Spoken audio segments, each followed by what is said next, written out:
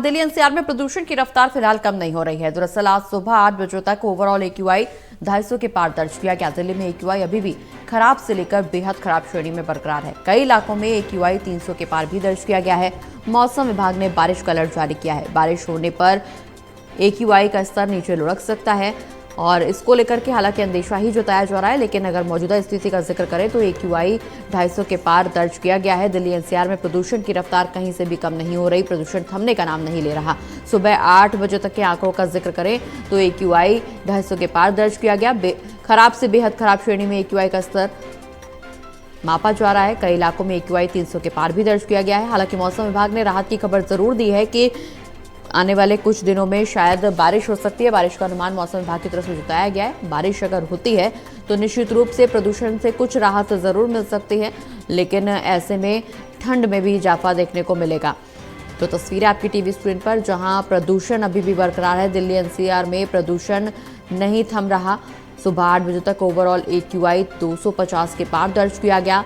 अभी भी बेहद खराब श्रेणी में एक्यूआई दर्ज किया जा रहा है। कई इलाके ऐसे जहां पर 300 के पार भी एक्यूआई पहुंच गया है। मौसम विभाग ने बारिश का अलर्ट दिया है और अगले कुछ दिनों में बारिश हो सकती है। बारिश होने पर प्रदूषण का स्तर नीचे जा सकता है। हालांकि तापमान में गिरावट भी देखने को मिलेगी, लेकिन फिलहाल तापमान बढ़ता हुआ नजर आ रहा है। मौसम गर्म है और बावजूद इसके प्रदूषण से राहत नहीं है।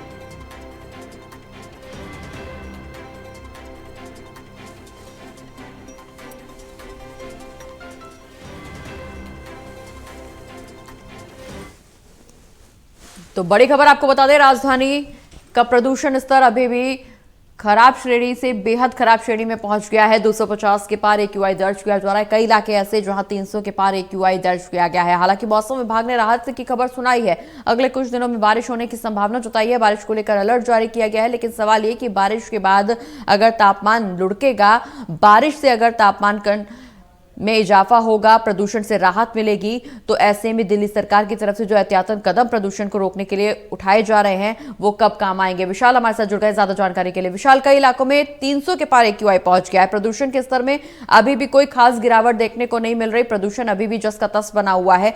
सवाल ये कि मौसम विभाग की तरफ से बारिश को लेकर अनुमान जताया गया है। कहा जा रहा है कि अगले कुछ दिनों में बारिश हो सकती है। बारिश अगर होगी तो निश्चित रूप से तापमान में गिरावट भी होगी और प्रदूषण के स्तर में भी गिरावट होगी। लेकिन सवाल ये कि दिल्ली सरकार लगातार प्रदूषण को रोकने के लिए तमाम एहतियातन कदम उठा रही है। दावे किए जा रहे हैं कि प्रदूषण को मैनेज करने के लिए दिल्ली सरकार की तरफ से कई कदम उठाए गए हैं, कई एहतियाती कदम उठाए गए हैं। लेकिन अगर बारिश ही प्रदूषण को कंट्रोल करेगी तो ये एहतियाती कदम कब काम आएंगे?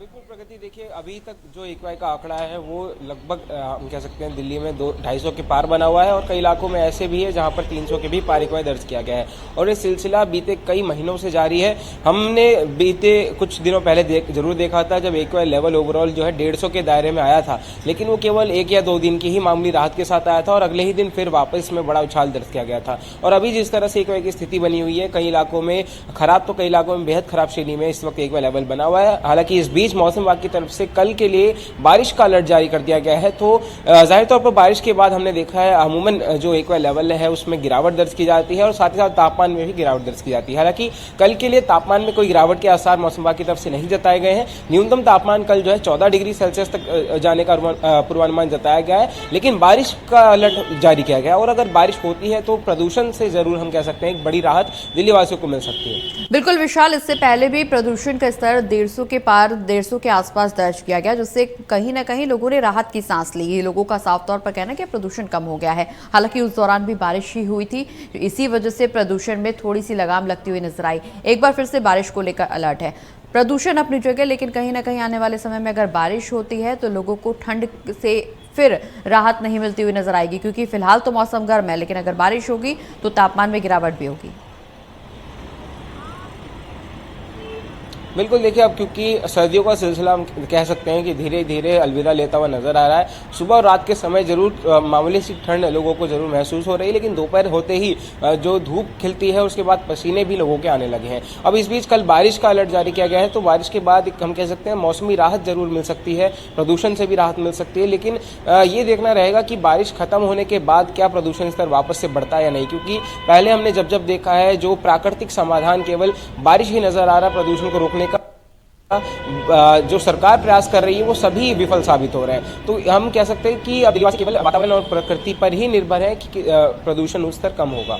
बिल्कुल विशाल, सरकार की तरफ से तमाम कदम उठाए गए हैं, मॉनिटरिंग स्टेशंस लगाए गए, AQI को मॉनिटर करने के लिए, एयर क्वालिटी को कहीं ना कहीं प्योरीफाई करने के लिए तमाम कदम उठाए गए हैं, तमाम चीज़ों को व्यवस्थित किया जा रहा है, तमाम दावे सरकार की तरफ से किए जा रहे हैं। लेकिन मौजूदा स्थिति जो नजर आ रही है, सरकार के सभी दावे फेल। बिल्कुल, हाल ही में दिल्ली की सीएम रेखा गुप्ता ने दिल्ली एयरपोर्ट के आसपास भी जो है एयर मिस्ट लगाए थे। इससे पहले ITO इलाके में भी एयर मिस्ट लगाए गए थे। ये एयर मिस्ट दरअसल सड़क पर चलने वाले जो ट्रैफिक से प्रदूषण निकलता है उसको कंट्रोल करने के लिए निरंतर पानी का छिड़काव वहां पर किया जाता है।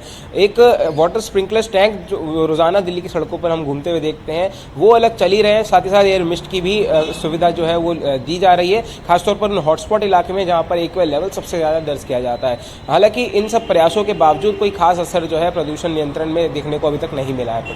बिल्कुल विशाल, लेकिन ऐसे में सवाल ये भी खड़ा हो रहा है कि तमाम एहतियाती कदम सरकार की तरफ से उठाए जा रहे हैं, लोगों से अपील भी की जा रही है कि ज़्यादा से ज़्यादा कमर्शियल व्हीकल का इस्तेमाल किया जाए, दिल्ली मेट्रो का इस्तेमाल किया जाए, अपने निजी वाहनों को कम से कम सड़कों पर उतारा जाए।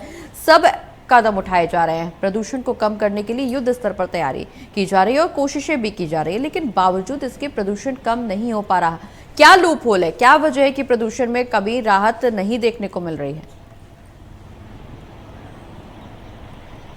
देखिए, दिल्ली का जो वातावरण है वो ये कहा जाता है कि दिल्ली का कोई खुद का मौसम नहीं है। पूरी तरह से पहाड़ी इलाकों पर जो है दिल्ली का मौसम निर्भर करता है। अगर पहाड़ी इलाकों में बारिश होती है तो दिल्ली में भी उसका प्रभाव देखने को मिलता है, वहीं अगर पहाड़ी इलाकों में बर्फबारी होती है तो दिल्ली में भी ठंड बढ़ जाती है। तो ये सिलसिला पूरी तरह से हम दिल्ली के हाथों से निकल चुका है और यहाँ पर अब दिल्ली के लोगों को खुद जो है समझदारी दिखानी होगी।